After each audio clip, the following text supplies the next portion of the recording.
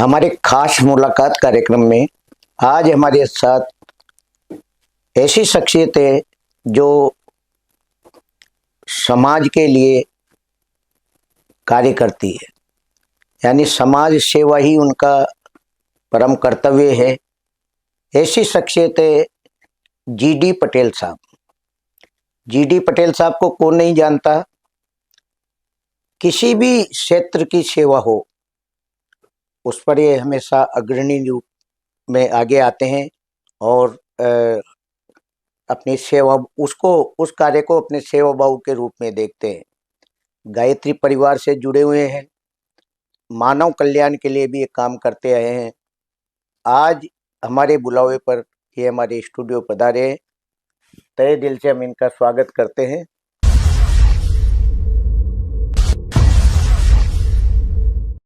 GD Patel साहब, आपका हमारे स्टूडियो में बहुत बहुत स्वागत है। धन्यवाद। पटेल साहब जी, समाज सेवी हो आप और समाज का काम या मानव कल्याण के काम में हमेशा आगे रहते हैं। सबसे पहले आप हमारे दर्शकों को बताएं, आप कहाँ से हैं, शिक्षा वगैरह आपकी कहाँ हुई और कब से आप कोटा में हैं और सेवा भाव का मन कैसे आया आपके पास? मैं जीडी पटेल, पूरा नाम Govardhan bhai Patel, basically Nadiad birth place of Sardar Patel, वहीं से हूँ, गुजरात। और 1968 में कोटा में शिफ्ट हुआ। विविध क्षेत्रों में काम करने का मुझे सौभाग्य मिला। चम्बल मैया की असीम कृपा रही। अहमदाबाद से जब मैं यहाँ शिफ्ट हुआ था 1968 में, तो बड़ी विकट परिस्थिति में मैं यहाँ आया था। फाइनेंशियली मैं बिल्कुल खत्म हो गया था। यहाँ आने के बाद चम्बल मैया की कृपा कहो, माँ गायत्री की कृपा कहो, यहाँ के लोगों का इतना प्रेम मिला, इतना सहयोग किया। खाली जेब था, फिर भी लोगों ने खूब सहयोग किया और धीरे धीरे आज मैं इस पोजीशन में यहाँ बैठा हूँ। समाज सेवा की जहाँ तक बात है, कोटा के विविध क्षेत्रों में, अब तो कोटा ही नहीं, मुझे जयपुर में भी बुलाते हैं, गुजरात में भी बुलाते हैं, महाराष्ट्र में भी मैं गया हूँ। महाराष्ट्र में एक बच्ची की शादी में बुलाया था, तब भी हमने सबने मिलके बहुत अच्छी शादी करी थी। कोटा में जहाँ तक मैं बात करूँ तो मेरा जो सबसे ज्यादा लगाव है ये सरकारी स्कूलों में है। बहुत बड़ी मेरे पास करीब करीब 53 सरकारी स्कूल ऐसे हैं, सेंटर्स छोटे बड़े मिला के, कि जहाँ मुझे अक्सर बुलाते हैं और उनकी छोटी मोटी जो भी समस्या होती है, जरूरतें होती है, मैं पूरा ईमानदारी से कोशिश करता हूँ। मेरे साथ 2-5 लोग और भी जुड़े हैं जिनका मुझे सतत सहयोग मिलता रहता है। बच्चों को स्वेटर है, विधवा महिलाओं को सिलाई मशीन हो, स्टडी मटेरियल हो, मेडिकल एड्स हो, किसी को ऑपरेशन करवाना है, दवाइयाँ चाहिए, या अन्य किसी भी, मैंने अपने आप को किसी भी क्षेत्र में बांध के नहीं रखा है जी। कोई भी आता है, मेरी ये समस्या है तो मैं ईमानदारी से पूरी कोशिश करता हूँ। सेंट्रल बैंक ऑफ इंडिया का जो रूड सिटी एक है बेरोजगारी का सेंटर, उसका मैं 2007 से मेंबर हूँ। जी जी। और उसके साथ साथ FLCC है उनका एक फाइनेंशियल एड का, उसका भी मैं मेंबर हूँ। गायत्री परिवार ट्रस्ट से मैं 25 साल से अध्यक्ष हूँ और गुजराती समाज में भी मैं अध्यक्ष रहा। विश्व गुजराती समाज का मैं वाइस प्रेसिडेंट हूँ 17-18 साल से। राजस्थान गुजराती समाज का, जहाँ पूरे राजस्थान के गुजराती अलग अलग शहरों से जुड़े हुए हैं, जी। उसका मैं स्थापक भी हूँ और अभी तक अध्यक्ष भी हूँ। बच्चे जब मेरे पास आते हैं तो मैं ये महसूस करता हूँ, मैं कोशिश करता हूँ कि उन बच्चों की जगह मैं अपने बच्चों को रखूं। बहुत मान लो कि मेरे बच्चे अगर इस पोजीशन में हो तो क्या होगा, और पैदाइशी मेरे मदर फादर के सद्गुण कहो, ईश्वर की कृपा कहो, कोटा की धरती का ये एक ऋण है मेरे सर पे कि समाज सेवा के अनेक क्षेत्रों में मैं धीरे धीरे जुड़ता गया। जी। आज कोटा में कई अनेक क्षेत्र ऐसे हैं जहां मुझे बुलाते हैं और मैं यथासंभव मेरा सहयोग करता हूं। जी। जीडी पटेल साहब, जब आप कोटा है जी, उसके बाद यानी उस समय जब आपकी आर्थिक स्थिति ठीक नहीं थी, हाँ जी। लेकिन सेवा भाव ये पारिवारिक गुण या पैतृक गुण होता है, तो कैसे कैसे कैसे भाव पैदा हुए आपके सेवा भाव के लिए? मैं बचपन से गांव में देख रहा था, छोटा सा जी गांव मेरा, नडियाद के पास। नडियाद में भी है मेरा एस्टेब्लिशमेंट, अभी तो अहमदाबाद में भी है। जी पर जब मैं गांव में था, छोटा था, तो मैंने देखा मेरे मदर फादर, आप ताजुब करेंगे, इसको चाहे तो आप डिलीट भी कर सकते हैं बाद में। हाँ, मेरे मदर फादर, मेरे फादर के बाद आधे गांव की जमीन गिरवी थी, जी जी और तब जमीन की कीमत थी 300 रुपया बीघा, जी जी जो बाद में एकदम उछाल आया ऐसा कि वहां जमीनें मिलना मुश्किल हो गई। और ये देखते हुए मैं बड़ा हुआ। मेरे बड़े भाई साहब भी खूब सेवाभावी थे, मेरी मदर ने भी बहुत कष्ट सहे। और धीरे धीरे जब मैं गांव से पढ़ने के लिए पास के कस्बे में गया, तो वहां भी मुझे ऐसा माहौल मिला, खूब बढ़िया स्कूल था, एग्रीकल्चर कॉलेज आनंद, जिसको जी हम बीए कॉलेज ऑफ एग्रीकल्चर कहते हैं। वहां मैंने एडमिशन लिया। उसके बाद मैं ग्रेजुएशन पूरा नहीं कर पाया, तो मैं अहमदाबाद में ईएसआई कॉर्पोरेशन, आपने सुना ही होगा, एम्प्लॉय स्टेट बिल्कुल इंश्योरेंस बिल्कुल कॉर्पोरेशन, बिल्कुल। उसमें मैं जुड़ा। वहां भी हमारे साथ थोड़ी ट्रेजेडी हो गई कि हम 69 बच्चे ऐसे निकले जो मैथमेटिक्स में फेल हो गए। है, तो हम सबको रिलीव कर दिया। तो मैंने कहा घर तो जाना नहीं है, गांव जाने से तो कोई तूक है नहीं, जी जी कोई रास्ता नहीं निकलेगा। मैंने कहा चलो टेक्सटाइल इंडस्ट्री में अब नसीब अजमाते हैं। तो मेरे एक मौसा जी वहाँ ठेकेदार थे, उन्होंने कहा तू आएगा तो सही, पर तेरे बस का नहीं है ये कपड़े के थान उठाना, यहाँ से उधर ले जाना, उधर से उधर। मैंने कहा आप मुझे लगाओ तो सही। जी उन्होंने मुझे लगाया, और 8 दिन मैंने काम किया। और उसके बाद मैं एक इंटरव्यू दे आया था एक प्राइवेट लिमिटेड कंपनी में, उन्होंने मुझे बुला लिया। जी अहमदाबाद में ही, ऑल्डो में।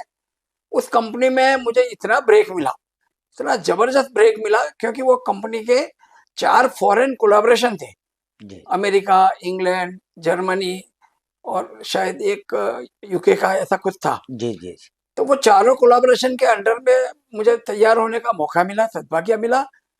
उसके बाद जब यहाँ कोटा में 68 में जब फर्टिलाइजर का इरेक्शन आया, डीसीएम ग्रुप का, तो मुझे अहमदाबाद वाली प्राइवेट लिमिटेड कंपनी ने यहाँ भेजा साइट इंचार्ज बना के। मेरे अंडर में करीब 71 लोग थे, उसमें बी सिविल भी थे, बी मैकेनिकल भी थे, और भी बहुत वेल क्वालिफाइड लोग थे। पर इंचार्ज मुझे बनाया। यहाँ 60 जापानीज इंजीनियर थे,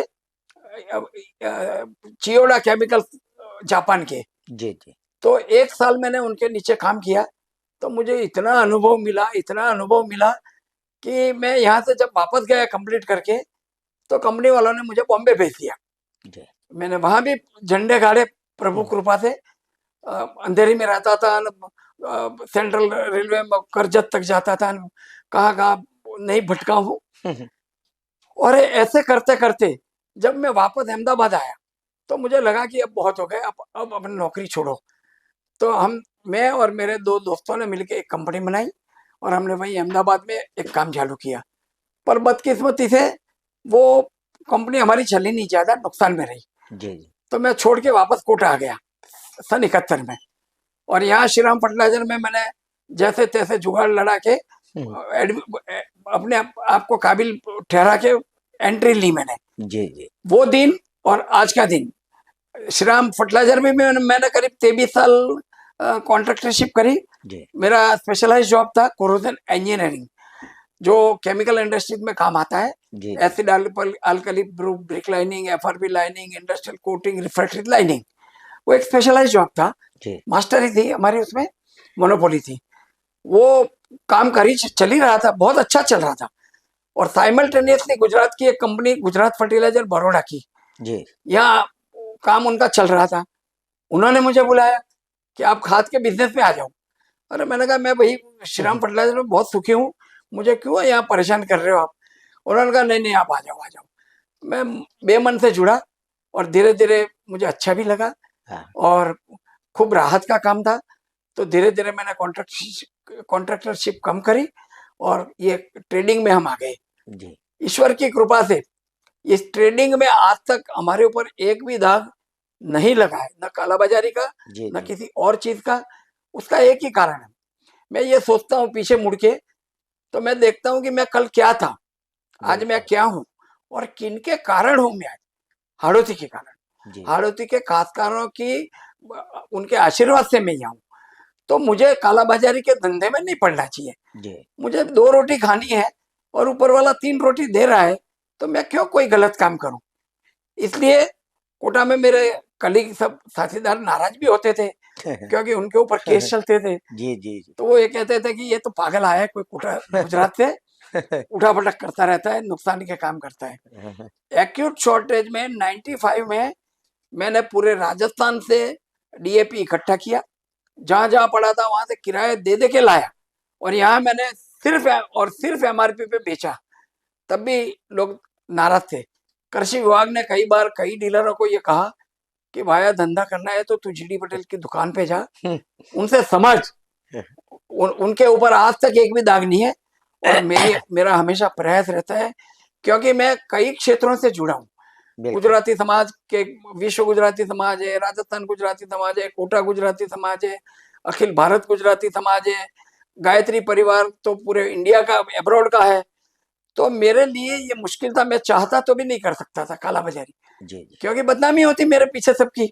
बिल्कुल बिल्कुल और मैंने माँ गायत्री को, हमारे गुरुदेव पंडित श्री राम शर्मा आचार्य को नजर के सामने रखते हुए हाड़ौती के लोगों से खूब प्यार पाया, खूब लोगों ने साथ दिया था।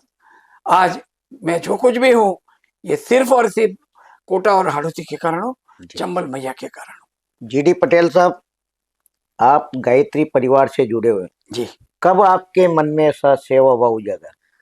75 में मैं एक होटल में खाना खाने बैठा था कोटा में। जी तो वहाँ एक हमारे भूरसिंह जी हाड़ा जो पूर्व अध्यक्ष थे जी जी सीआई, वो भी वहाँ भोजन ले रहे थे।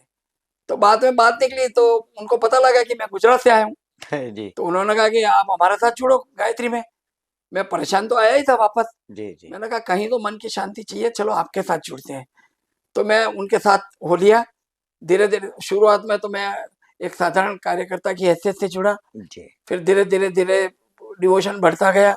और उन लोगों का भी जो उस टाइम जो ट्रस्टी थे, उनका विश्वास मेरे पे बैठ गया। तो उन्होंने मुझे 99 में मुख्य ट्रस्टी बनाया, जी अध्यक्ष। जी 71 से 99 तक मैं ट्रस्टी रहा, सामान्य ट्रस्टी। जी उसके बाद मुझे मुख्य ट्रस्टी बनाया, और मुख्य ट्रस्टी बनाने के बाद तो मेरी जिम्मेदारियां इतनी बढ़ गई कि देश दुनिया से आने वाले लोग जी गायत्री परिवार का नाम लेके आते थे, और हम उनको निशुल्क निवास, भोजन, आने जाने में कोई दिक्कत हो तो सुविधाएं, जी जी सब हमने उनको प्रोवाइड किया। और आज भी मेरे पास सालाना ये जो कोचिंग में बच्चे आते हैं, जी जी उनमें से 150 बच्चे तो ऐसे आते हैं, उनके पेरेंट्स मेरा नाम लेके, एड्रेस लेके, कि भाई जीडी पटेल के पास जाओ, ये लोकल लोकल आदमी है और आपको मदद करेंगे। बिल्कुल ऐसे अंदाज मैं मान के चल रहा हूँ, अंदाज अभी तक पिछले 15-20 साल में मेरे पास करीब 1500 बच्चे आए होंगे, जिनको मैंने यथासंभव मेरी से जो हो सका उनको कमरा दिलाना, अच्छी मेहनत में जोड़ना, उनको दूषणों से दूर रखना, उनका अच्छी भलाइयों की तरफ उनको मोड़ना, घर पे साल में 2 बार घर बुलाना, उनको भोजन कराना, ऐसे कई प्रकल्प मेरे चलते रहे। आज मैं करीब कम से कम 50 से ज्यादा संस्थाओं में कोटा और बाहर काम करता हूँ। व्यापार तो मैंने 19 साल से छोड़ रखा है, मेरा बेटा करता है। जी जीडी पटेल साहब, इंसान के पास पैसा तो होता है, लेकिन सेवा भाव बहुत कम कम होता होता है। है।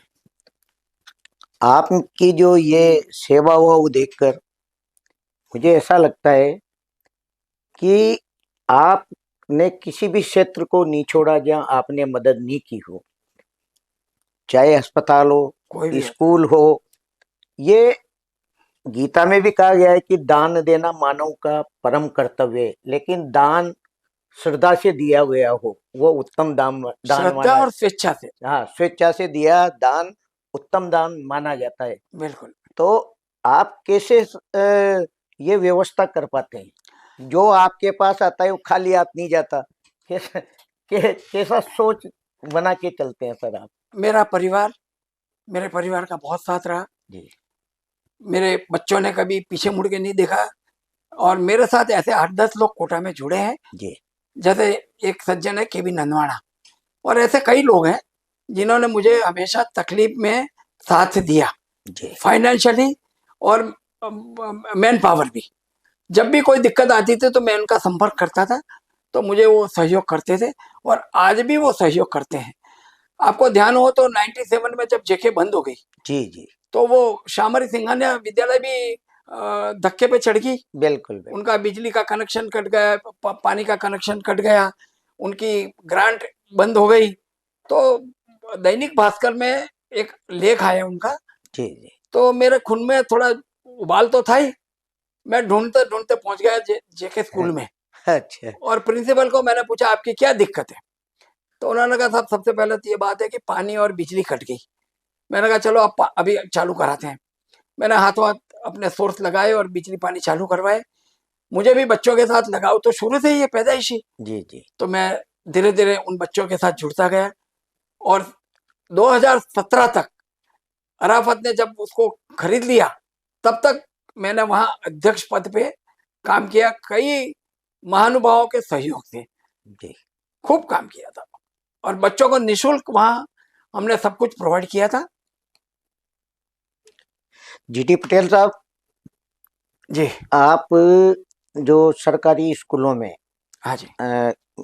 जो सेवाएं मतलब बच्चों की जरूरतमंद की वस्तुएं उपलब्ध कराते हो, तो जब उन बच्चों के बीच में आप जाते हो तो कैसा आपको महसूस होता है?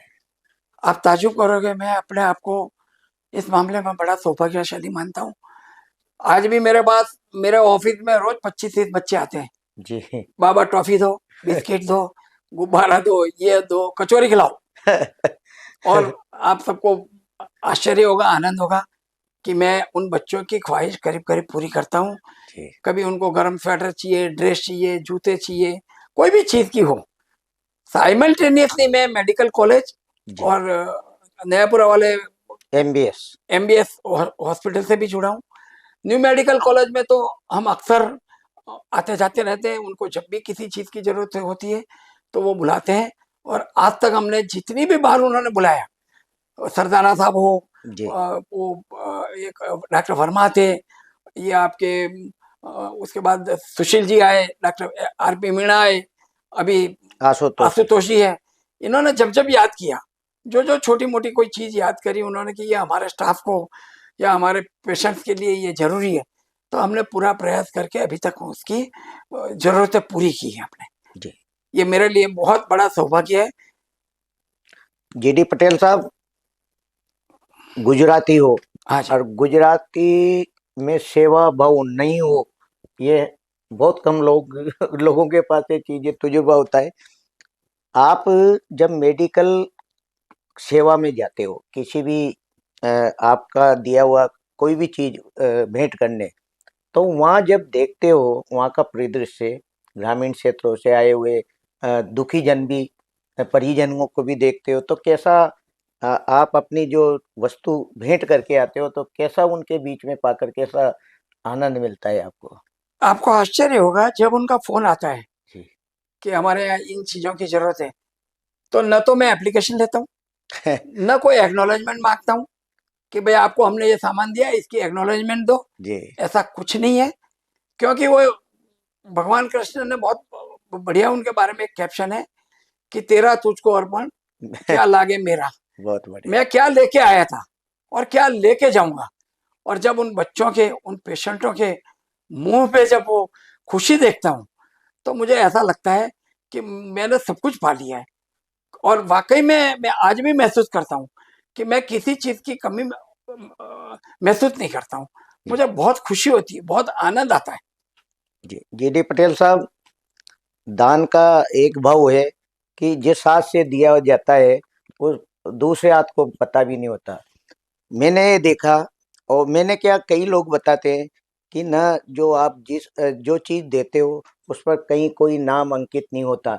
तो आज के इस युग में आदमी अपनी प्रशंसा पाने के लिए वाई वाई लूटता है, लेकिन आपके अंदर ये भाव कतई नहीं है।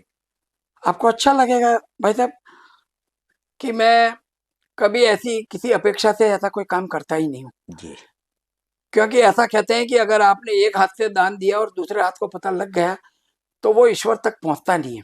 जी हमारा कर्तव्य है, अगर ईश्वर ने हमको 5 रोटी दी है और हम हमारी जरूरत 2-3 रोटी की है तो निश्चित 1-2 रोटी हमें ऐसे नीडी लोगों को देना चाहिए। बिल्कुल। आज हमारा देश अनेक समस्याओं से पीड़ित है, उसमें भी विशेष करके जब हम देखें तो छोटे बच्चे हैं, विधवा महिलाएं हैं, वृद्धजन हैं, इनकी परिस्थिति बहुत दयाजनक है, मैं तो यही कहूंगा। जी क्योंकि सरकार के साधन सीमित है, सरकारें पूरी जरूरतें कर नहीं सकती हैं, तो ये समाज का, भामाशाहों का, इंडस्ट्रीज का, सबका कर्तव्य है। और इसीलिए मुझे कोटा में कभी किसी ने एक डोरी से बांधने का प्रयास नहीं किया। मेरे यहाँ जो भी आया, जो भी डिमांड हुई, उसको हम पूरी करते हैं करीब करीब। जी जी पटेल साहब, मानव सेवा का तो आपने मतलब जो गुण आपका है वो सर्वज्ञापित है, लेकिन जब कई बार संकट आ जाता है, जैसे कोरोना का हो, बाढ़ का हो, उसमें भी आप खड़े मिलते हो, तो कैसे एक वो उमंग होती है उस समय आपकी? कोरोना में हमने गायत्री परिवार ने, मैं अध्यक्ष था, जी जी अभी भी मैं संरक्षक हूँ, एडवाइजर हूँ। तो मैंने मीटिंग बुलाई और आपको बहुत खुशी होगी कि हमने 39 लाख रुपए का सामान कोटा में घर घर जाके बांटा है। जी तिरपाल है, कपड़े हैं, बर्तन है, खाने पीने का सामान है, दूध, बच्चों के लिए दूध, ऐसी अनेक चीजें जिन्होंने जो मांगा, 39 लाख रुपए का सामान हमने बांटा। और हमने कभी अखबारों में ये उम्मीद नहीं करी कि अखबार हमारा छापे। जी जी संस्थाएं छपवा लेती है, कोई व्यक्तिगत छपवा लेता है, वो बात अलग है। पर मैं अब इसलिए नहीं मानता हूँ कि अब मेरी ढलती उम्र है, अभी मैं 84 में चल रहा हूँ, आप ताजुब करेंगे। जी जी और कोटा का पानी मुझे ऐसा सद गया, ऐसा मतलब माफिक आ गया कि मुझे बीपी, शुगर, कोलेस्ट्रॉल, सर दर्द, पेट दर्द, बुखार, ऐसी किसी बीमारी ने कभी छुआ नहीं। वाह ये लोगों का आशीर्वाद है साहब। जी जी जी पटेल साहब, जो सेवा होनी चाहिए उसके बारे में आप हमारे दर्शकों को बताएं कि सेवा किस तरह करनी चाहिए। ऐसा है, पीड़ित समाज बहुत लंबा चौड़ा है हमारे यहाँ। जैसा मैंने पहले कहा, बच्चे हैं, महिलाएं हैं, बेटियां हैं, सीनियर सिटीजन्स है, इनको वो आपके पास आवे उसके बजाय जी आप तलाश करो कि किसको क्या जरूरत है, कौन किस चीज से वंचित है, और अगर वो आप ऐसी मदद करते हो उसको बगैर पता लगे। मैं कई क्षेत्रों में काम कर चुका हूँ, इसलिए मेरा जात अनुभव है। जी और आपको मैं पूरी डिटेल भी नहीं दे पाऊंगा, इतनी मेरे पास फाइल, अगर मैं फाइल मेंटेन करूं तो 400 पेज भी कम पड़े। जी जी इतने लोगों के साथ मैं जुड़ा हूं और उनकी छोटी मोटी सेवा की। जी ये थे हमारे साथ समाज सेवा से जुड़े जीडी पटेल साहब, गायत्री शक्तिपीठ के मुख्य ट्रस्टी भी रहे हैं। मानव सेवा के लिए ये हमेशा आगे बढ़कर काम करते हैं, चाहे अस्पताल, सरकारी स्कूल, इसमें किसी भी चीज़ की ज़रूरत हो, ज़रूरत महसूस होती है, ये हमेशा खड़े मिलते हैं। साथ ही कोरोना के समय इनका किया हुआ कार्य आज भी लोग याद करते हैं। न इनको मतलब प्रशंसा पाने का वो गर्व है, ये स्वयं अपने मन से इस कार्य को करते हैं और इन्हें आत्म शांति मिलती है। आज ये हमारे बुलावे पर हमारे स्टूडियो में पधारे। नमस्कार। नमस्कार।